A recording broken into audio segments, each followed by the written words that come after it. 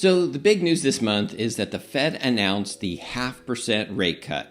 And of course, the two big questions now are, what does the Fed cut mean for mortgage loans? And just how will it affect the real estate market going forward?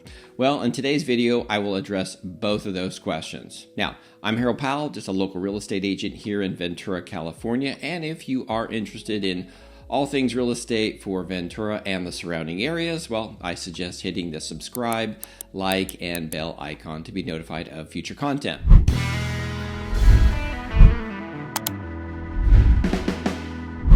While the Fed announced the 0.5% rate cut, we had already begun to see rates actually fall in August. And the reason is that mortgage rates aren't directly tied to the Fed's interest rate, but actually to the bond market.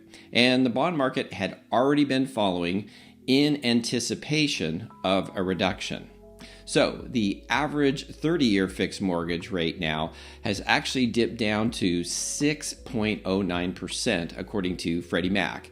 And with the Fed's decision now official, actually mortgage rates are expected to drop further in anticipation of further cuts in the future. Certain types of loans such as HELOC or adjustable rate home equity loans are tied to the Fed's rate directly, and you'll actually see an immediate 0.5% reduction in the interest rate. So let's take a look at how much of a difference the mortgage rates can make in the borrower's purchasing power.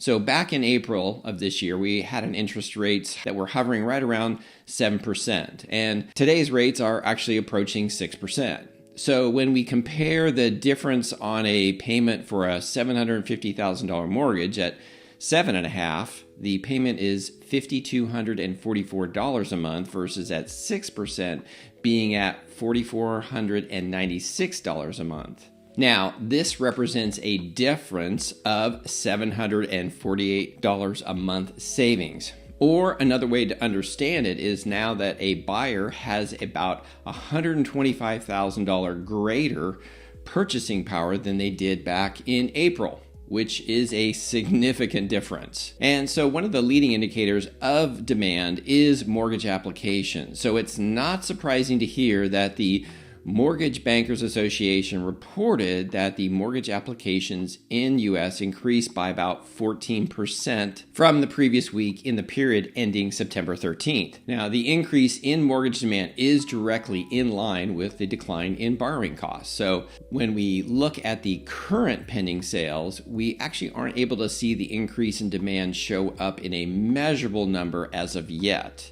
Additionally, it may be somewhat difficult to detect because the typical seasonal slowing that we do see both in supply and demand changes that are present in usually September and October. And I do want to show you a trend that has been happening since March of this year. Now, let's look at the month supply of inventory based on pending sales. We see that August of this year finished out at 2.5 months supply of inventory based on pending sales.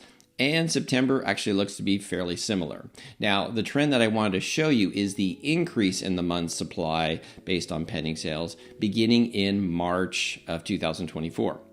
Here we're at 1.5 months of inventory, and as we move forward in time, we see an overall increase to the 2.5 months. So when we have this type of trend, we actually see a slowdown in sales activity, which we've experienced. So the question now is just how much of an effect will the interest rates change have on sales activity going forward? And we'll be keeping an eye on that in the coming months. Otherwise, I will say that as rates continue to soften, we will see more buyers being able to qualify and enter the marketplace to purchase. So if you are a buyer in the market, then you can take advantage of two things. One is the seasonal slowing and the lower interest rates. And if you are looking to sell and buy, well, it is much easier to find a replacement property since there is about 50% greater supply of homes on the market than this time last year. And secondly, you're not currently competing with quite as many buyers in the same space. So I hope this video was helpful. If so, give it a thumbs up. Thanks.